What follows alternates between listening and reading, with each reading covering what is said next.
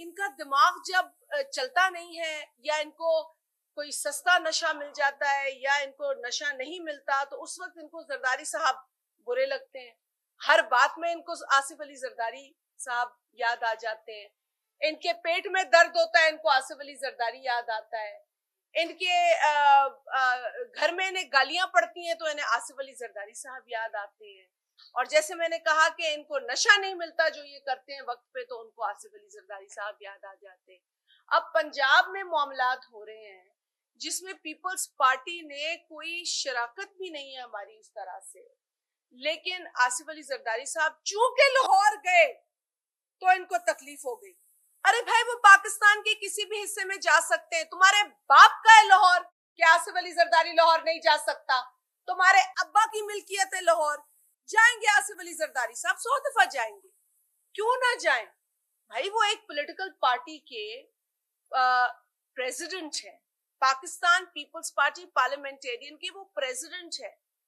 अगर पंजाब के अंदर जिन पॉलिटिकल पार्टीज के साथ उनकी अलायंस है, अगर वो उनसे वहां मिलने जाते हैं तो वो तुम्हारी इजाजत लेकर जाएंगे? ये इमरान खान से इस टुच्चे से पूछ कर जाएंगे कि मैं पंजाब जाऊं या लाहौर जाऊं या ना जाऊं?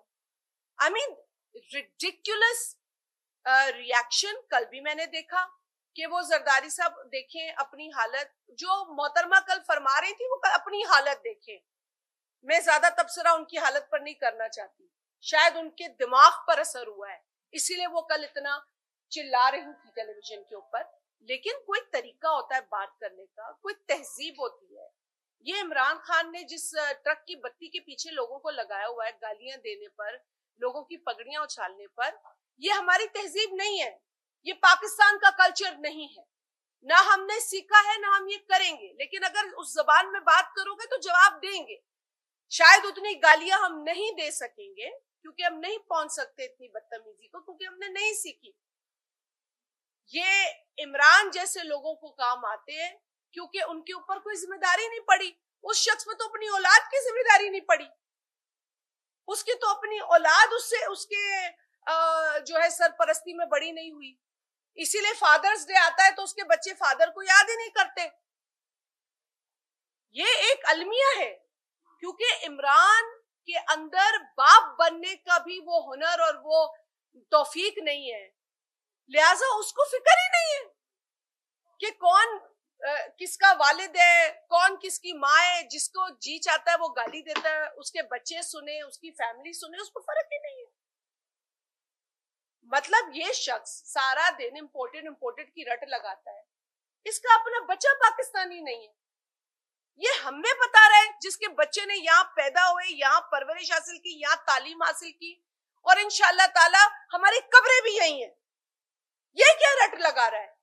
ये लोगों को डिवाइड करना चाहता है, जो पहले एक बदतरीन डिक्टेटर ने किया इस मुल्क में, जिसका खमियाजा हम आज भी भुगत रहे।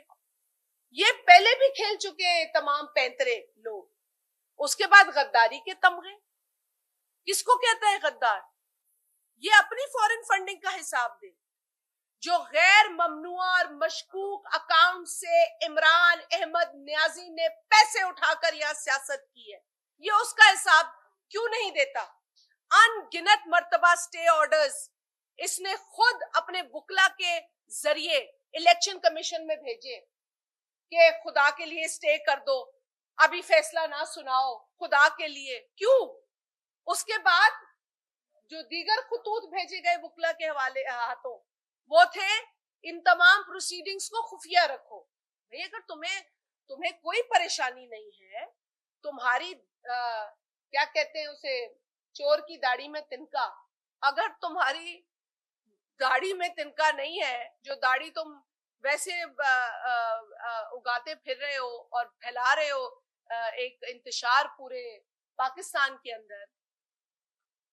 मैं इसके फेथ पे बात नहीं करना चाहती हूँ क्योंकि ये सबका पर्सनल है, लेकिन इमरान खान की पूरी जिंदगी, उसके करतूत, उसकी जितनी भी आवारागर्दी है, वो इस बात का बहुत बड़ा सबूत है कि वो कितना दीनदार आदमी है। तो इसलिए मैं तो वो खातून जिसने किताब लिखी है, मैं तो खैर उस खातून से नहीं हूँ, इतनी मेरी वाकफियत नहीं है, और मैं उनकी अकल पे भी दंग हूँ कि ऐसे आदमी से किस तरह उनका रिश्ता हो गया। बहरहाल उस किताब पे तबसरा मैं इसलिए नहीं करूंगी, मैंने पढ़ी नहीं है, ना मुझे पढ़ने का शौक है, लेकिन उसमें जो कुछ पढ़कर मुझे साथियों ने बताया है, यहाँ भी कुछ मौजूद है, जो कुछ बताया है तो कानों पे हाथ रखती हूँ मैं, क्योंकि मैं सुनना भी नहीं चाहती। जिस गलाजत का जिक्र उस किताब में हुआ है मुंसलिक इमरान नियाजी और उसके कंपनी से, तो ये बातें इसलिए कहनी जरूरी होती है क्योंकि इंसान तंग आ जाता है बकवास सुन के। इंसान गाली सुनता है, अपनी बेइज्जती हमने सियासत इज्जत के लिए की और इज्जत ही कमाई अल्हम्दुलिल्लाह। अब हम इस तरह की जो आवारा गर्दी करने वाले लोग जो मुंह में आता है बकना शुरू कर देते हैं। मतलब क्या पीटीआई ने उखाड़ लिया था? पीटीआई तो जो पहला फेज लोकल गवर्नमेंट का सिंध के अंदर हुआ है, कई इलाकों में तो पीटीआई के नुमाइंदे ही नहीं खड़े हुए थे। ये क्या बातें, किस मुंह से बात करते हैं लोकल गवर्नमेंट की? क्लीन स्वीप किया अल्हम्दुलिल्लाह पाकिस्तान पीपल्स पार्टी ने, अपनी मेहनत पे किया, अपने बलबूते पे किया, अपनी कारकर्दगी पे किया। अच्छा, हम वहां पे जीत जाएं तो उसमें भी गड़बड़ है, और तुम यहाँ पंजाब में गंद करो तो तुम जो कहो कि जी हमने क्लीन स्वीप किया है, तुम बंदे तोड़ो तो वो लोटे हलाल, कोई और किसी को मुतासिर कर ले तो वो हराम। तो ये जो इनकी एक ड्रामेबाजी है, इसको भी तो बेनकाब होना जरूरी है ना। अब इस पर भी आ जाते हैं कि ये कभी कोई कह रहा है 10 करोड़, कोई 15 करोड़, कोई 20 करोड़, कोई, मैं तो इनके बंदों के नाम भी नहीं लेना चाहती हूँ, ये तो इस काबिल भी नहीं है कि इनके नाम लिए जाए, लेकिन यूं मालूम होता है एक शख्स कह रहा था 10 करोड़, दूसरा कह रहा था 15 में गया, कोई 20 में, लग रहा था अपने ही दाम लगा रहे हैं बैठकर। अभी इनके गले, इनके डले हुए गलों में पट्टे जो हैं वो सारे हलाल हैं, लेकिन किसी और जमात का अगर कोई नारा लगा दे तो वो सबसे बुरा आदमी हो जाता है। ये कैसा दोहरा मयार है? ये इमरान क्या करना क्या चाह रहा है पाकिस्तान के अंदर? इसको इस उम्र में अपने बच्चे संभालने चाहिए जिन्होंने सारी उम्र इसको नहीं देखा। मेरा तो मशवरा यही होगा कि अगले फादर्स डे तक इसके बच्चे हैप्पी फादर्स डे इसको लिखे, ना कि किसी और को। ये कमाई होती है इंसान की जिंदगी के अंदर जो इसके नसीब में नहीं है। ये वो बदनसीब आदमी है जो खुद तो बदनसीब है लेकिन इस मुल्क के नसीब के साथ खेलने पर तुला हुआ है। ये मुतवातर, ये तुला हुआ है इस मुल्क को नुकसान पहुंचाने पर। अगर इससे ये पूछ लो कि भाई तुमने 4 सालों में क्या कारनामे या क्या गुल खिलाए, तो कहता है कि तुम गद्दार हो, मेरे मुल्क के खिलाफ साजिश है। अगर इससे कोई पूछ ले कि भाई तुमने इतने सालों में ये गोगी बीबी को कितने पैसे खाने का मौका दिया, तो उस पर ये कहता है कि तुम गद्दार हो। अगर इससे कोई ये पूछ ले कि भाई तूने तोशा खाने के तहाइफ क्यों बेचे, तो कहता है तुम लोग गद्दार हो, तुम लोग इंपोर्टेड हो। यही सवाल कर रहे हैं ना।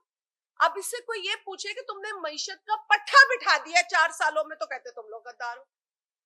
जिस हालत में पाकिस्तान की मईशत आई और इस वक्त जिस पोजीशन में ये मौजूदा हुकूमत है, ये कोई इक्तदार नहीं है, ये कांटों का सेहरा है जो इस हुकूमत ने अपने सर पे इक्तदार का पहना हुआ है। जिस तरह के फैसले हुकूमत को लेने पड़ रहे इस इमरान खान की नाअहली नालायकी की वजह से। टीम लाऊंगा, 200 लोगों की टीम। वो एक चैनल पे बैठ के कहता है मेरी तो सारी तैयारी है, मैं 200 लोगों की टीम के साथ आ रहा हूं। जब आ गया, जब खाना खराब कर दिया तो कहता है अभी तो हम तजुर्बा कर रहे हैं, अभी तो हम सीख रहे हैं। तुम इस अवाम के पैसे पर सीख रहे हो कि अवाम की हुकूमत कैसे चलानी चाहिए। और अब लगा है इसके मुंह में सिर्फ जरदारी साहब का नाम है।